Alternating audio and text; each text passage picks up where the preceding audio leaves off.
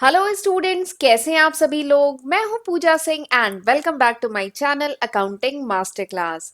And this is the 79th lecture. ये मेरा 79th lecture है ऑफ आवर 1000 एमसीक्यू सीरीज। एंड आज इस वीडियो में हम डिस्कस करेंगे कुछ मल्टीपल चॉइस क्वेश्चन, कुछ ऑब्जेक्टिव क्वेश्चन डिस्कस करेंगे on the subject marketing management, या जिसको कह सकते हैं प्रिंसिपल्स ऑफ मार्केटिंग। ये पेपर है, इसमें हम कुछ मल्टीपल चॉइस क्वेश्चन आज के वीडियो में डिस्कस करेंगे। और ये जो मल्टीपल चॉइस क्वेश्चन है, ये मैंने कॉम्पिटिटिव एग्जाम को ध्यान में रख के मैं करा रही हूँ, तो जरूर इसका फायदा उठाइएगा, इसकी हेल्प से पढ़िएगा, खुद भी पढ़िएगा और अपने फ्रेंड्स के साथ भी इसको ज्यादा से ज्यादा शेयर करिएगा। राइट। तो चलिए फिर बिना टाइम वेस्ट किए जल्दी से हम आज का वीडियो स्टार्ट करते हैं।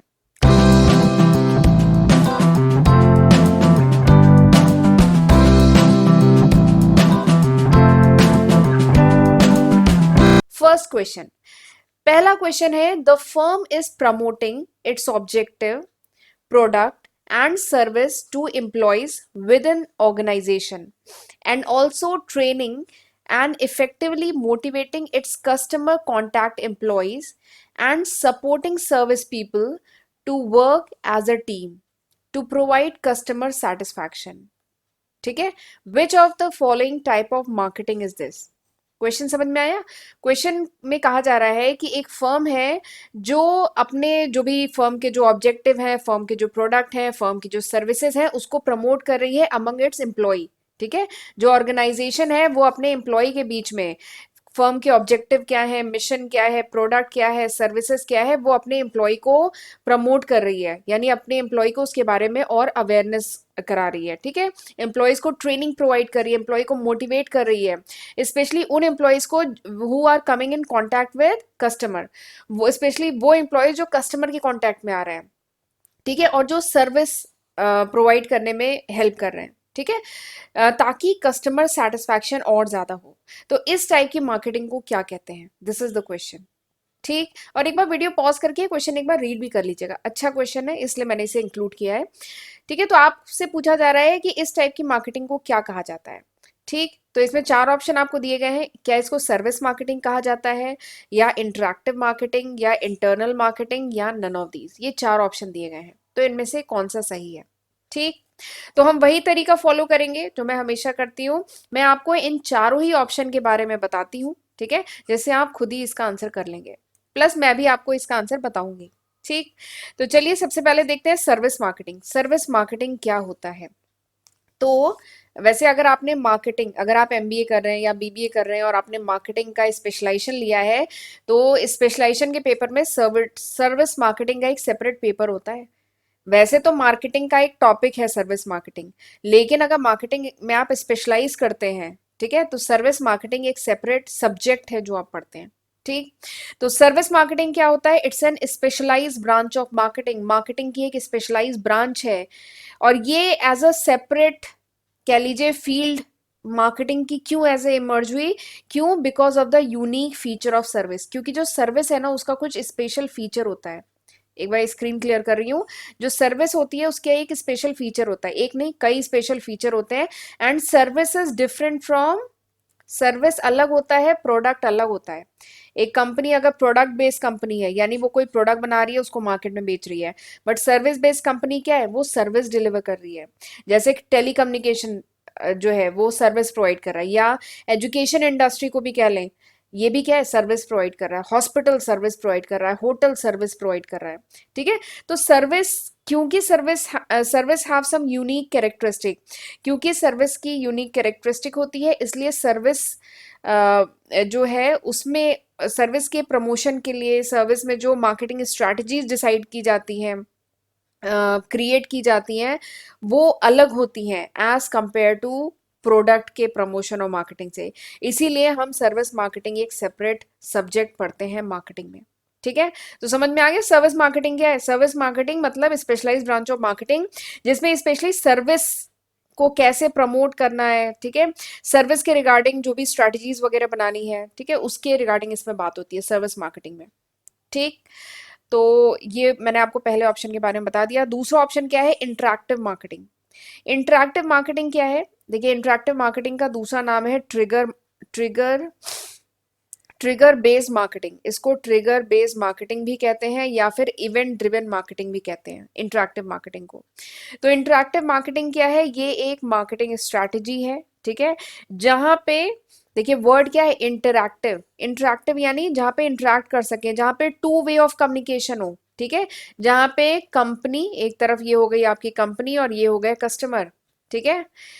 यानी इंटरैक्टिव मार्केटिंग क्या है, वो मार्केटिंग की स्ट्रेटेजी जहां पे two way of communication channel हो, जहां पे जो कंज्यूमर है, जो कस्टमर है, वो कंपनी से कांटेक्ट कर सके डायरेक्टली, ठीक है। तो ऐसी जो मार्केटिंग स्ट्रेटेजी होती है उसको इंटरैक्टिव मार्केटिंग कहते हैं, ठीक है। और अब ये बहुत ज्यादा पिछले कह लीजिए 10 सालों में इंटरैक्टिव मार्केटिंग बहुत ज्यादा बढ़ गई है। अब अगर कस्टमर किसी भी क्वेरी के रिगार्डिंग या फीडबैक या कोई कंप्लेन है उसके रिगार्डिंग कंपनी से कांटेक्ट करना चाहे तो डायरेक्टली कर सकता है। कैसे? Through email, through social media आसानी से कर सकता है। तो यही क्या है, इंटरैक्टिव मार्केटिंग।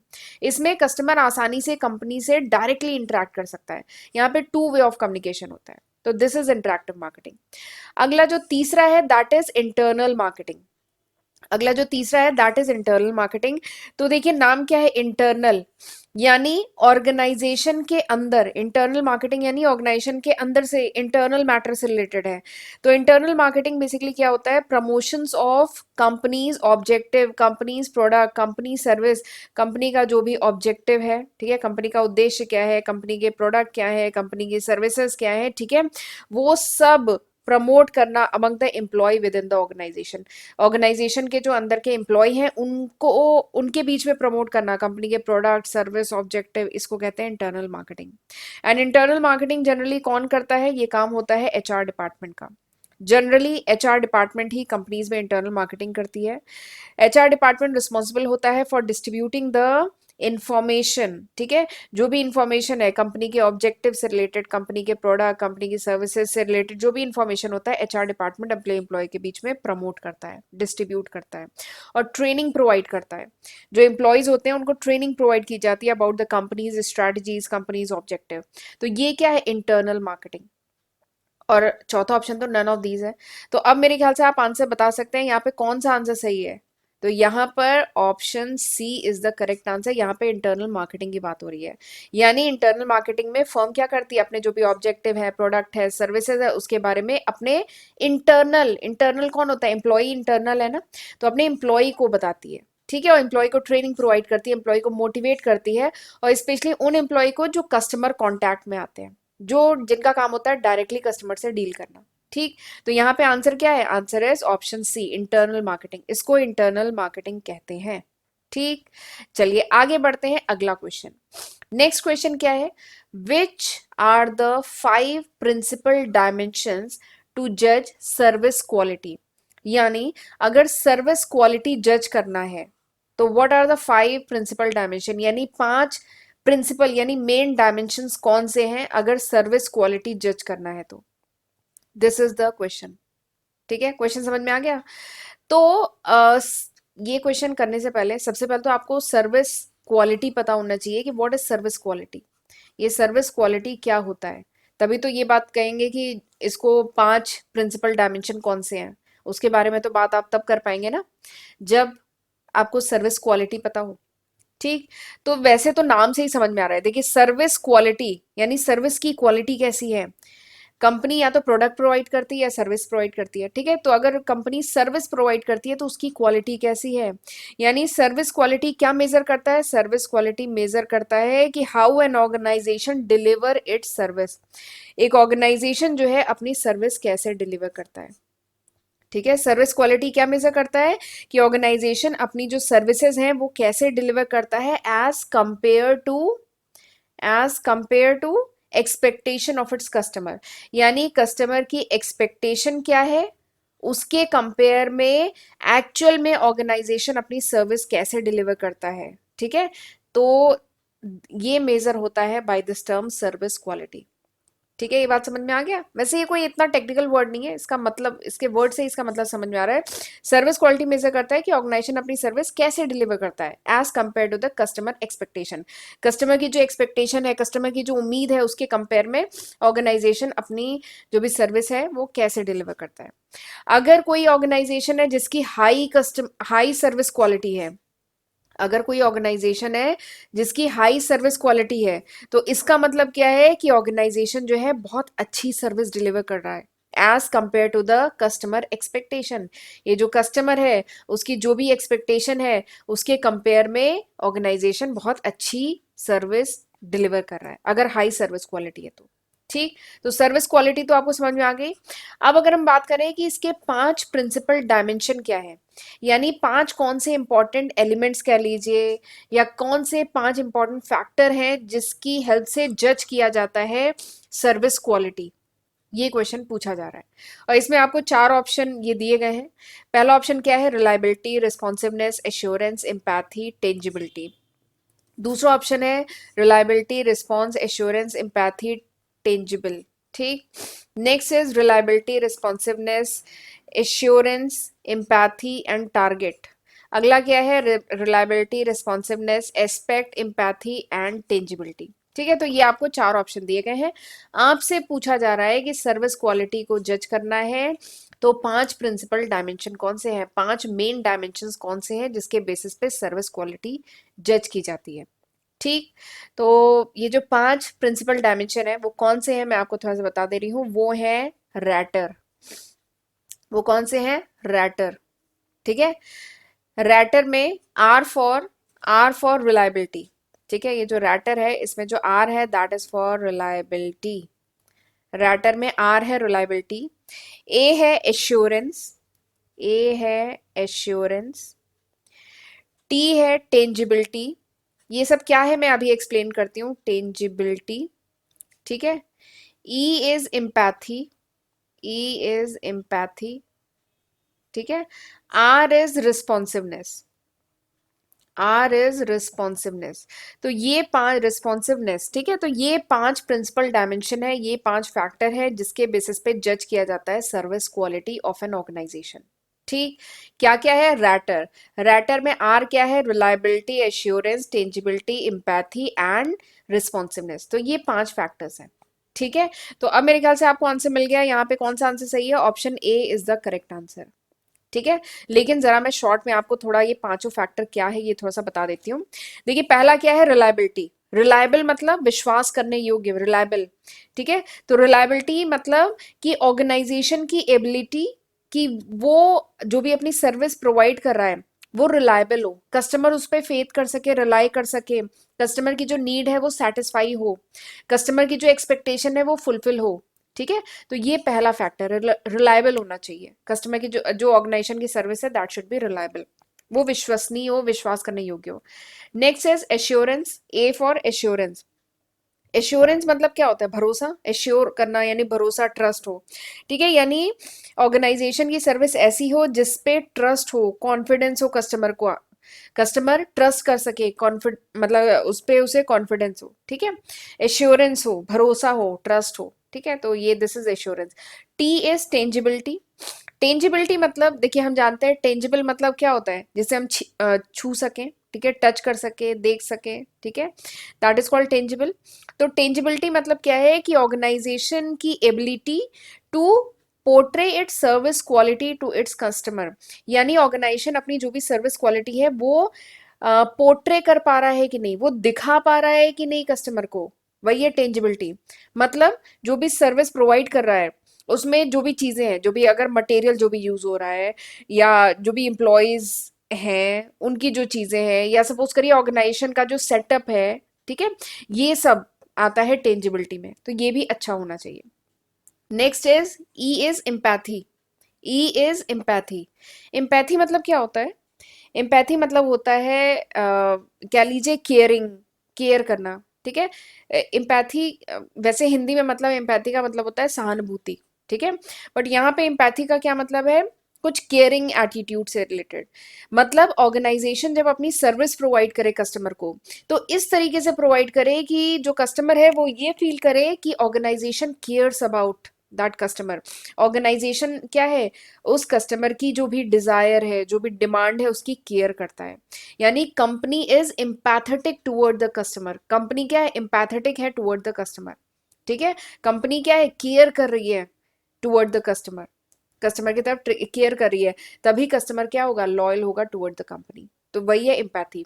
और आर, लास्ट जो आर है दैट इज रिस्पॉन्सिवनेस। रिस्पॉन्सिवनेस मतलब कंपनी कितनी जल्दी अपने कस्टमर को सर्विस प्रोवाइड कर रही है। अगर सपोज करिए कस्टमर ने कोई क्वेरी की, कस्टमर ने कोई फीडबैक दिया, कस्टमर ने कोई रिक्वेस्ट की, तो कंपनी कितनी जल्दी उस पर रिस्पॉन्ड कर रही है, कितनी जल्दी रिस्पॉन्स दे रही है, दैट इज कॉल्ड रिस्पॉन्सिवनेस। ठीक है, तो ये भी एक फैक्टर है सर्विस क्वालिटी जज करने का। ठीक है, तो ये 5 इंपॉर्टेंट फैक्टर है जिससे सर्विस क्वालिटी जज की जाती है। कौन से फैक्टर है? रैटर। ठीक, R for reliability, assurance, tangibility, empathy and responsiveness. ठीक, तो यहाँ पे आंसर क्या है? Option A is the correct answer, right. चलिए आगे बढ़ते हैं। अच्छा, आगे बढ़ने से पहले मैं थोड़ा सा बताना चाहती हूँ कि ये वो लिस्ट ऑफ सब्जेक्ट है जो मैं आज की तारीख यानी सितंबर 2022 तक अपने चैनल पे अपलोड कर चुकी हूँ। अगर ये वीडियो आप कुछ साल बाद, कुछ महीने बाद देख रहे हैं तो इसमें मैं काफ़ी न्यू सब्जेक्ट ऐड कर चुकी होंगी। ये अभी तक है 500 से भी ज़्यादा वीडियो लेक्चर्स मैं अपने चैनल पे आज की तारीख तक अपलोड कर चुकी हूँ। तो ज़रूर इसका फ़ायदा उठाइएगा, खुद भी पढ़िएगा और अपने फ्रेंड्स के साथ भी इन वीडियो लेक्चर्स को ज़्यादा से ज़्यादा शेयर करिएगा, राइट। और चैनल को अभी तक नहीं सब्सक्राइब किया है तो जल्दी से सब्सक्राइब कर लीजिए, नोटिफिकेशन बेल भी प्रेस कर लीजिए, तभी आपको मेरे जो वीडियोस हैं उनकी नोटिफिकेशन मिल पाएगी। ओके, और अगर वीडियो यूजफुल लगे तो इसे लाइक करना मत भूलिएगा। एक एक वीडियो बनाने में बहुत एफर्ट, बहुत मेहनत लगती है। इन पीपीटीज को राइट करना, रिकॉर्ड करना, एडिट करना, अपलोड करना, इट्स अ लॉन्ग प्रोसेस। तो हम लोग जो इतना एफर्ट करते हैं उसके लिए आपसे हमें बस इतना चाहिए कि हमें मोटिवेट करते रहा करिए, कमेंट में हमें बताते रहा करिए कि हाउ वाज दिस लेक्चर, ये लेक्चर कैसा था, पसंद आया कि नहीं, समझ में आया कि नहीं। और अगर समझ में आया, पसंद आया तो हमें कमेंट में और वीडियो को लाइक करके हमें ज़रूर बताया करिए। ठीक है, चलिए आगे बढ़ते हैं अगले क्वेश्चन पे। अगला क्वेश्चन क्या है? द डिफरेंस बिटवीन, ये भी क्वेश्चन अच्छा है, the difference between desired service and the level of service considered adequate is known as. Question समझ में आया? डिफरेंस बिटवीन डिजायर्ड सर्विस, ठीक है, डिजायर्ड सर्विस यानी कैसी सर्विस कस्टमर को चाहिए थी, desired service, and level of service adequate यानी एडुक्वेट सर्विस। एडुक्वेट मतलब जस्ट सफिशिएंट, ठीक है, काम चलाओ, सफिशिएंट, पर्याप्त, ठीक है, दैट इज एडुक्वेट। यानी डिजायर्ड सर्विस और एडुक्वेट सर्विस, इन दोनों के बीच का जो डिफरेंस होता है उसको क्या कहते हैं? This is the question. ठीक है, समझ में आया? डिजायर्ड सर्विस, डिजायर्ड सर्विस और एडुक्वेट सर्विस, एडुक्वेट मतलब जस्ट सफिशिएंट, एडुक्वेट सर्विस, इन दोनों के बीच का जो डिफरेंस है उसे क्या कहते हैं, ये पूछा जा रहा है। क्या उसे सर्विस क्वालिटी कहते हैं, टॉलरेंस जोन कहते हैं, गैप कहते हैं कि सर्वक्वेल कहते हैं? ठीक है, तो ये आपको 4 ऑप्शन दिए गए हैं। तो हम वही तरीका फॉलो करेंगे जो हमेशा करते हैं। मैं आपको इन चारों ऑप्शन के बारे में बता देती हूँ, फिर आप खुद ही आंसर कर लेंगे। सबसे पहला क्या है? Service quality. तो सर्विस क्वालिटी तो अभी मैंने पिछले क्वेश्चन में बताया है।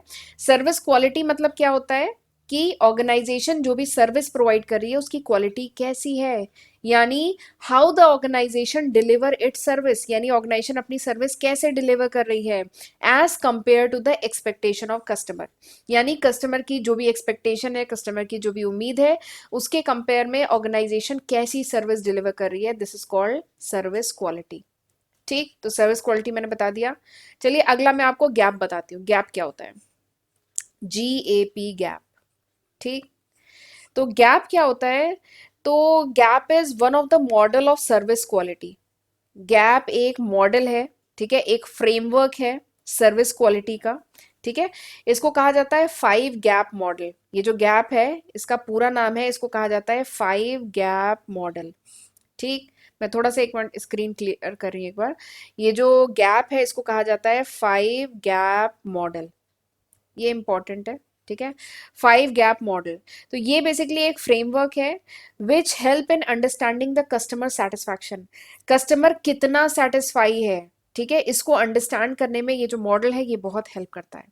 ठीक है, इस मॉडल में आइडेंटिफाई किया गया कि there are 5 major satisfaction gap, इसीलिए इसका नाम है 5 गैप मॉडल, क्योंकि इस मॉडल में आइडेंटिफाई किया गया कि 5 मेजर सेटिस्फैक्शन गैप्स हैं जो ऑर्गेनाइजेशन को ध्यान में रखने चाहिए।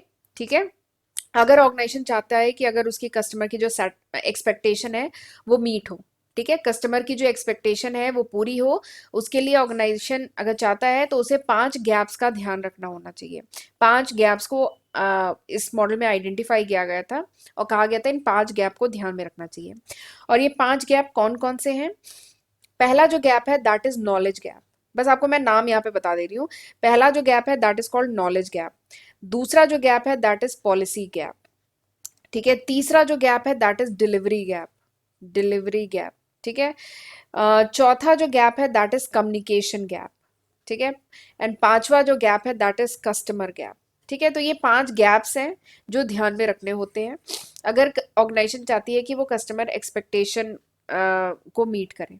ठीक है, तो यही बताया गया है 5 गैप मॉडल में। तो ये मैंने आपको गैप के बारे में भी बता दिया। अब हम बात करते हैं सर्वक्वेल की। तो ये क्या है?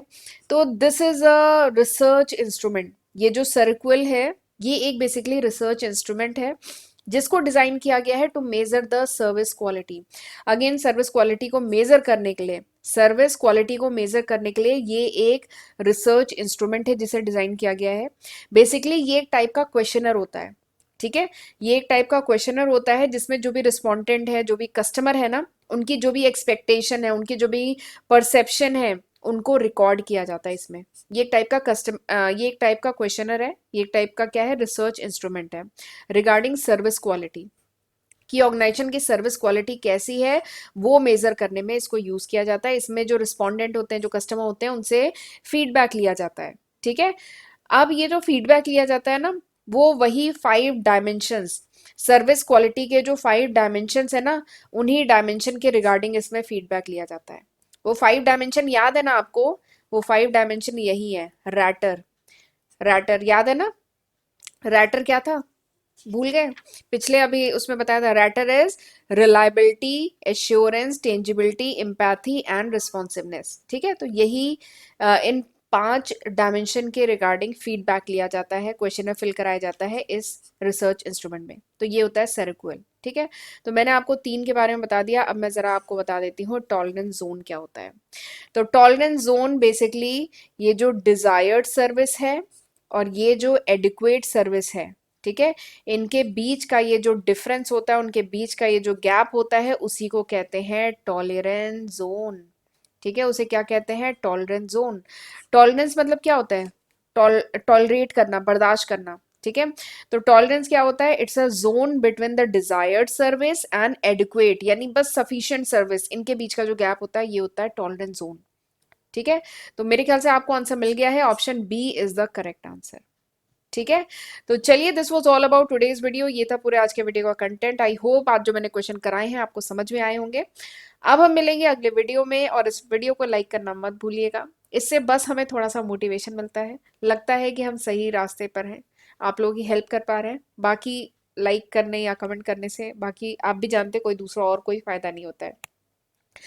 ठीक है, तो चलिए अब मिलेंगे हम अगले वीडियो में। तब तक अपना ध्यान रखिएगा। God bless you.